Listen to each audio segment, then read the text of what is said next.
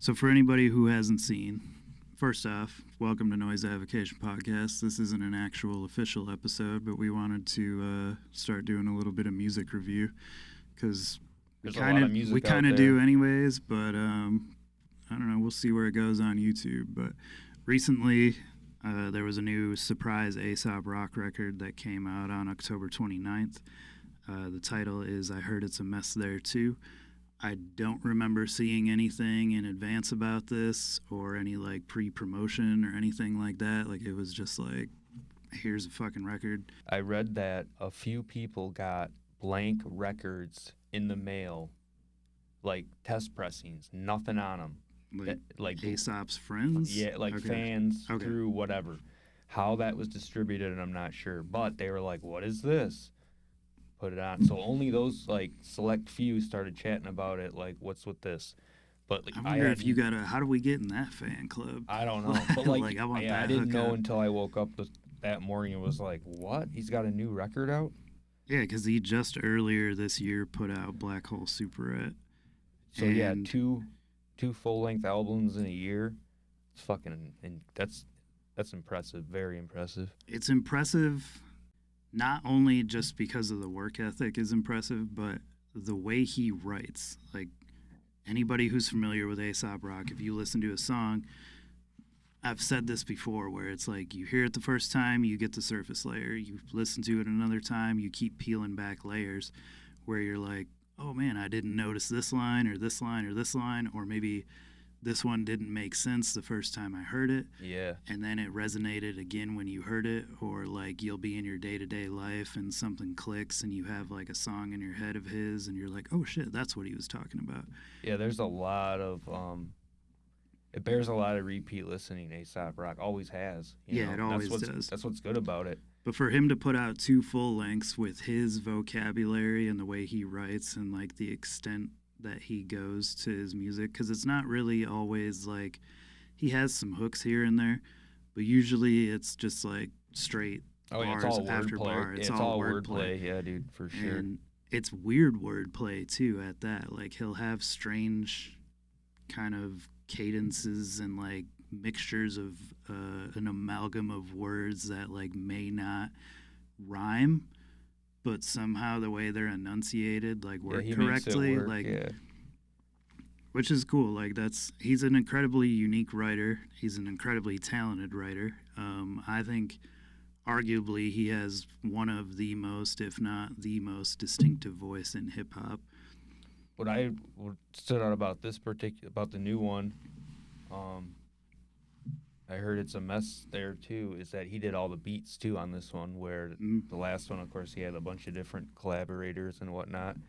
And I like the stripped down sound on it, where it's almost easier to dissect, like to your point about his crazy ass wordplay and ripping back layers. It's a little easier to rip them back when it's there's not so much going on in the beat. Yeah, because he does sometimes have like a really hectic, crazy beat that might distract a little bit. It's just totally different. But it is great, but it might distract you initially from like hearing what he's actually saying. Yeah. I know he's done a lot of production over time, but I do like I agree, like when he does his own beats and he produces his own record. Yeah, it's cool. He, on top of already being a great wordsmith, like he really knows how to craft a beat too, like, and they're unique. Like they never sound exactly the same or have. No, your ear doesn't get tired. There's awesome. Kind of a style to them. I say this got like a real good horrorcore vibe, like a touch of like, it's very eerie sounding. You know what I'm saying? But it doesn't get boring. No, it's not like droney or repetitive. Not at all. Like horrorcore sometimes can be pretty one-dimensional, and I'm not saying this is horrorcore, but I get what you're saying about kind of the eerie, minimalistic, like there's the like cuts some like that, like the second track, the cuts got that real like down, like you're in an alleyway. Yeah, shit's creepy. And then there's those kind of like creepy keys that kind of ring in on a lot of different songs that really like paint an atmosphere for the record, but. I've wanted to interview Aesop for years, and I know he doesn't do interviews. Like I think it's been like 5 or 6 years since he's done an interview, and he's probably out of our reach. I have reached out to him, but he's never answered me. It's worth a try.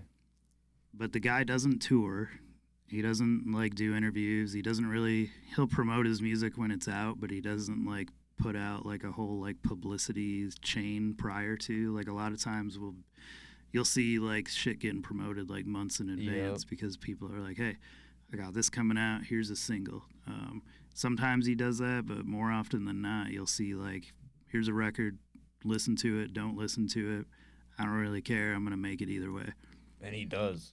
That's what's crazy is he can do that based on his on his rhymes and on his work ethic. Like everything sells out. Like all those little like trinkets and dumb shit. Yeah, like the long-legged Larry thing. Yep, all that stuff, and even go a couple of records back to the garbage one where he put everything in bags and shit. Like yeah, Garbology. He always has like a really cool, and I wouldn't even call it a gimmick. It's just it goes with the marketing behind with it the is theme, smart. Yeah. with the theme of the album. Yeah, and he did it on the vinyl was all recycled vinyl too. Right. So I think he called it like trash color or something. It was like a dull gray looking thing with like a bunch of. It looked like sweater lint, like inside of there, like the colors. Yep. Or if you mixed up Superman ice cream like into a. Yeah. Actually, that's a good. Yeah, I didn't even think about that. But I really enjoy this record. I've already listened to it like I don't know, at least a half a dozen times. Yeah, I have too. It's only been out for 2 days at the time of recording this. It's Halloween right now. I think I would be the same, probably 6-7 times I've listened to it already. But that happens whenever an Aesop Rock record comes out. Like I'll play it like 10, 15, 20 times like over the course of a few days just because I'm trying to like take everything. Yeah, to dissect it all. Yeah, I really like it's like the last thing he says on Pay the Man, where it's like I'm just paraphrasing. You can maybe look it up, but it's something about like I throw a card through your praying hands to split them apart. Now pay the man, and that's how the song ends. And I'm like, oh my god, that's so fucking sick, dude. It's shit like that. I'm just like, yeah, there's a bunch of really good and then the song's lines. Just over. Yeah, you know. I like the Opossum song that was all about like redundant small talk and how he like doesn't entertain it. Yep. Because I've often said myself how I'm a bad small talker. Like I don't do well with like, oh, it's sunny outside today. Like, So when he was like, said something about like pretending like we never seen a hot sun or something like that, I was like, oh man. And then just going on and on about like redundancy and how there's no substance to the conversation. I like how that's almost a continuation too of the same themes of like getting older. In Black Superette was kind of like that, or is like that, and then that's kind of almost a continuation into that, but in a different way, you know. Like I don't know, what do you think like the album's theme is saying? I don't know. This one's kind of hard for a theme. I haven't really like. Normally, you can kind of pick out a theme like. Spirit World Field Guide was like all about, he wrote it in regard to like one of his friends that was like really big into just outdoorsy type of stuff. And I think the guy passed away, if I remember right. Garbology had its own theme. Black Hole Superette had its own theme. It even had a virtual reality like video game where you could go through and like pick out stuff on the shelf. So I don't know if I Heard It's a Mess There Too is referring to the world itself being a mess, maybe. See, yeah, when I hear it, I hear like everybody around him is a mess, and now he's starting to feel those effects, maybe. I don't know, like how it starts off where he's like, you're, knee deep in shit, on your hands and knees, spit on your shirt, bent over, systems overload or whatever, like opens up like that. So I don't know, I just curious, like, what you thought. Yeah, I guess I haven't picked up on a theme yet.